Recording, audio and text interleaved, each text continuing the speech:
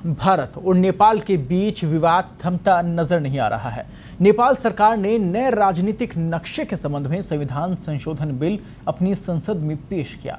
नेपाल की कानून मंत्री शिवमाया तुम्हाफे ने नए नक्शे के संबंध में संसद में बिल पेश किया है। नेपाल के इस नक्शे में भारत के काला पानी, लिपुलेख और लिम्पियाधुरा को भी शामिल कर लिया गया है। नेपाल के नए मैप पर भारत ने कड़ी आपत्ति जताई है। भारत ने कहा था कि कृत्रिम तरीके से बढ़ाई जमीन को स्वीकार नहीं किया जा सकता। दरअसल मैप में लिपुलेख, काला पानी और लिम्पियाधुरा को नेपाल ने अपना बताया। लिपुलेख दर्रा नेपाल और भारत के बीच विवादित सीमा है। कालापानी के पास एक दूरस्थ पश्चिमी स्थान है। बीते कुछ दिनों से नेपाल के साथ भारत के संबंधों में तल्खियां बढ़ी हैं। हालांकि नेपाल भारत का पुराना मित्र रहा है। नेपाली कांग्रेस नेपाल के नक्शे को अपडेट करने के लिए संविधान संशोधन का समर्थन कर रहे हैं। लिपुलेख, लिम्पियाधुरा और काला पानी के विवादित क्षेत्रों को अपने क्षेत्र में शामिल करना चाहते हैं और ये कदम नेपाल के नक्शे को बदलने के लिए उठाया जा रहा है। पूरी खबर पर ज्यादा बातचीत के लिए इस वक्त हमारे वरिष्ठ सहयोगी आनंद मणि त्रिपाठी इस वक्त हमारे साथ जुड़ गए हैं। आनंद जी, नेपाल का ये कदम किस और है और किस दिशा में आपको नजर आता है? क्यों ये जो पूरा रिश्ता है भारत और नेपाल का वो तल्खियों की ओर बढ़ रहा है? क्यों नाराजगी की ओर बढ़ रहा है? दरअसल आप इस मसले को आप इस तरह देख सकते हैं कि चाइना जब लद्दाख में बैकफुट पे आ गया है तो पीछे से जो लड़ाई लड़ता है, चाइना की जो पुरानी आदत है वो नहीं छोड़ना चाहता है। और इस समय जो नेपाल की सरकार है, जो कभी भारत की तरफ भी हुआ करते थे, भारत के से संबंध बेहतर हुआ करते थे, नई जो सरकार, ओली की सरकार के ओली की सरकार आई है वो कहीं ना कहीं कम्युनिस्टवादी एजेंडे के तहत वो अपने चाइनीज सेक्टर से यानी चीन के साथ उसका जुड़ाव कहीं ज्यादा बेहतर हुआ है। और निश्चित रूप से जिस तरह से पिछले दिनों हमने देखा था हुआ था और सप्लाई रोकी गई थी, तो उसके बाद जिस तरह से चीन ने उन्हें सपोर्ट किया था और सप्लाई लाइन के लिए रेलवे लाइन बिछाने तक की बात कही गई थी और कहीं ना कहीं वो चीजें चल रही हैं, तो उस सारा चीजों का असर इस पे देखा जा रहा है। दूसरी बड़ी बात यह है कि ये बहुत बड़ी बात हो गई है कि संसद में जो चीजें हुई वो पेश किया गया, वो तो उनका एक तरह से संवैधानिक, उनका अंदरूनी मतलब एक तरह से उनके संसद के अंदर की बात थी। और जो कहीं ना कहीं जिस तरह अब आप इसको इस तरह से रूप दे सकते हैं कि देखिए, चाइना का इंटरेस्ट पाकिस्तान में है और पाकिस्तान का इंटरेस्ट चाइना हो तो भारत में है। तो जिस तरह भारत ने जम्मू कश्मीर में जो चीजें की, जिस तरह से डायनेमिक्स उसने किए और फिर जम्मू कश्मीर, तो कहीं ना कहीं वो चाइना नेपाल से करवाना चाहता है कि सेम वही चीज करे और जिस तरह भारत को समर्थन दुनिया को मिला है वही समर्थन नेपाल को मिलेगा, क्योंकि आखिर क्या कहा जाएगा। लेकिन कहीं ना कहीं इसमें सबसे बड़ी बात फंसेगी, उस क्षेत्र पर नेपाल का कब्जा नहीं है जबकि कश्मीर में कब्जा था। तो केवल कहीं ना कहीं पाकिस्तान चीन के माध्यम से और चीन नेपाल के माध्यम से भारत को घेरने की कोशिश कर रहा है। और ये आनंद जी, जो हिस्सा नेपाल का है ही नहीं वो अगर वो नक्शे में दिखाते हैं तो यहाँ पर तो कड़े शब्दों में विरोध होना चाहिए, जवाब मिलना चाहिए उनको।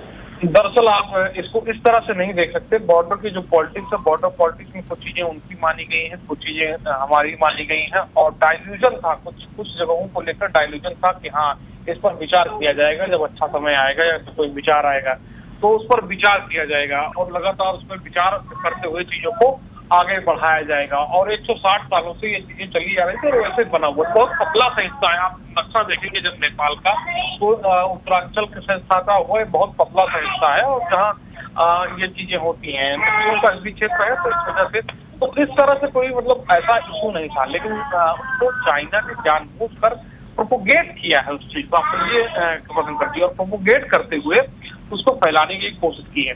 दूसरा जो बड़ा मसला है, आपको बता दें कि भारतीय सेना का जो सेना अध्यक्ष होता है वो नेपाली सेना का भी ऑनरेरी सेना अध्यक्ष होता है और यही नेपाल का सेना अध्यक्ष होता है, वो भारतीय सेना का ऑनरेरी सेना अध्यक्ष होता है। ये पहली बार है कि जो बॉर्डर है जो नेपाल के साथ कटा हुआ है, सुनौली बॉर्डर हो गया या रक्सौल बॉर्डर हो गया, उत्तराखंड से सटे हुए, उत्तर प्रदेश, उत्तराखंड और बिहार से सटे हुए नेपाल के बॉर्डर हैं, तो 20 एंट्री पॉइंट हैं।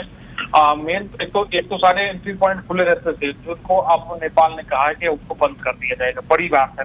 दूसरी बड़ी बात यह है कि 20 एंट्री पॉइंट करीब 20 जिले से सटते हैं और 1700 किलोमीटर की खुली सीमाएं हैं।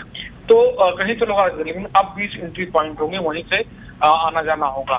तीसरी बड़ी बात है कि जो सशस्त्र प्रहरी बल थे, APF उन्हें कहा जाता था, वो इस क्षेत्र की निगरानी करते थे, उनके बजाय अब सेना को ये दिया जा रहा है। आप बता दें 1950 में जो दोनों देशों के बीच मैत्री संधि हुई थी, ये उसके खिलाफ है। और नेपाल की जो सत्तारूढ़ अभी कम्युनिस्ट पार्टी, आनंद जी, सरकार का क्या रुख है? सरकार का क्या रुख है इसको लेकर? मैं वही बता रहा हूँ कि नेपाल की जो अभी सत्तारूढ़ कम्युनिस्ट पार्टी है, वो हमेशा से ही संधि के खिलाफ रही थी, है ना, और उनका झुकाव हमेशा से ही चीन की तरफ रहा था। तो ऐसे में जब वो सरकार में आ गए हैं, तो निश्चित रूप से वो चाइनीज जो लहजा है, जो तो उनकी पॉइंट, मतलब उनके जो प्रारूप है, उसको, उस प्रस्ताव को आगे बढ़ा रहे हैं, चीन की चीजों को आगे बढ़ा रहे हैं। सीधा सीधा सा मतलब कृपा शंकर जी, ये है फिलहाल नेपाल के जो नक्शे वो है। इसमें नेपाल उतना ज्यादा खेला नहीं, असली खेल चीन का है। और चीन कहीं ना कहीं आप समझिए कि जब मैं आपको फिर बता रहा हूँ कि जैसे ही भारत ने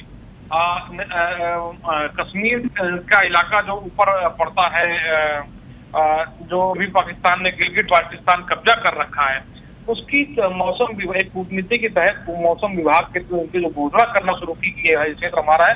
तो उसके बाद देखिए चीन की गतिविधियां अचानक बदल गई, क्योंकि चीन का इंटरेस्ट वहां है, क्योंकि वहाँ पानी है, वहाँ खनिज है, वहाँ बहुत सारी ऐसी चीजें हैं जो बहुत महत्वपूर्ण है।